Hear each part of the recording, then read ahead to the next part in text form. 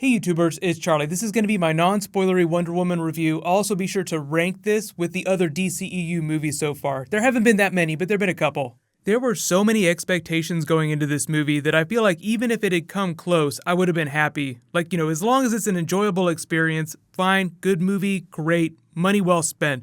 But this goes so far above and beyond, I don't want to say that it blows other DCEU movies away. One, because we only have Batman v Superman and Man of Steel to compare it to, and it's a very different character, so I really try to evaluate it more in the context of who the Wonder Woman character is and how close that gets to comic book Wonder Woman and where she fits into this puzzle of the Justice League. That being said, I do rank the films, like the massive 3 films they've done so far at the end of the video. But there is a new round of the giveaway. It's for IMAX gift certificates for the movie. All you have to do to enter is be a subscriber, leave a comment on this video, and that's actually a nice segue to just talk about the cinematography first. If you do have the opportunity to see it in IMAX, it's shot on film. They do use a lot of green screen for the really big action set pieces, but there's this amazing color palette that they show off that you haven't seen before in DC movies. Man of Steel is now sort of the middle ground in terms of beautiful looking films in the DCEU. Now, there's beautiful films and beautiful looking films, so I'm mostly just talking about the cinematography.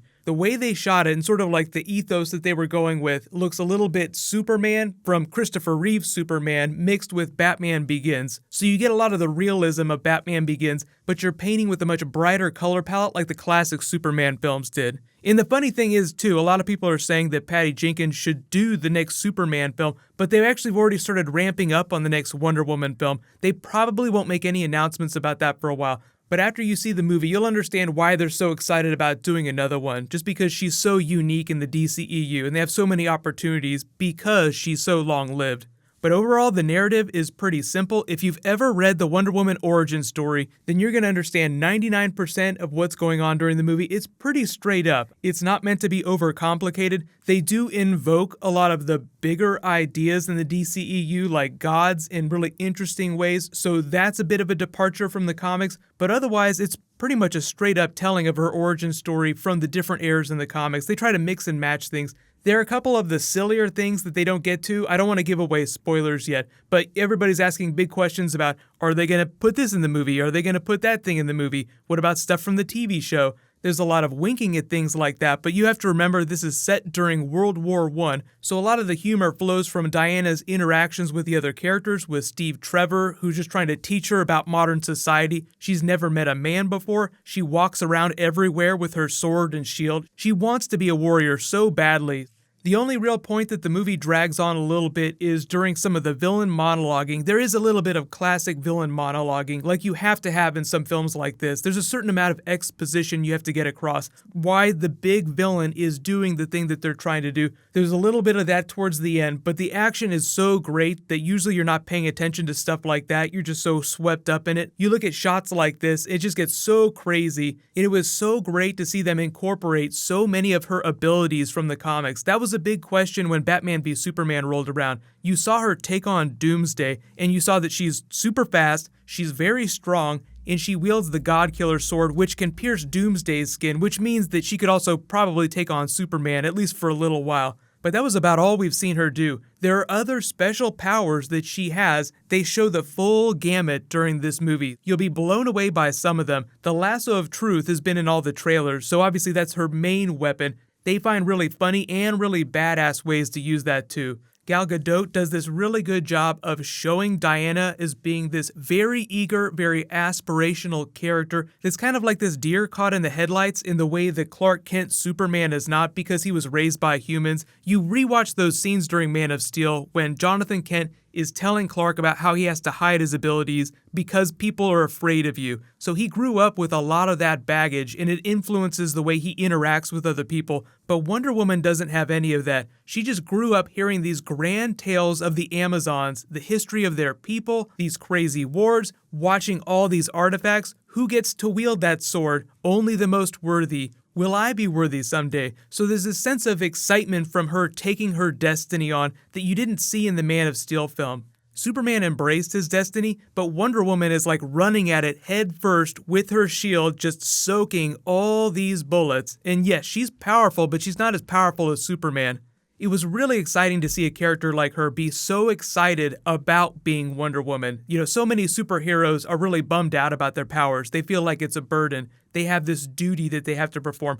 Wonder Woman is genuinely pumped up about being Wonder Woman and making the world a better place. And, fundamentally, that's what the movie's all about. It's a very simple idea. There is war, let's try and make peace on both sides. So even though it is so much fun to watch the action sequences, she does not revel in hurting other people. But if you've seen the trailers, you've seen Batman v Superman, you know a little bit about her fighting style.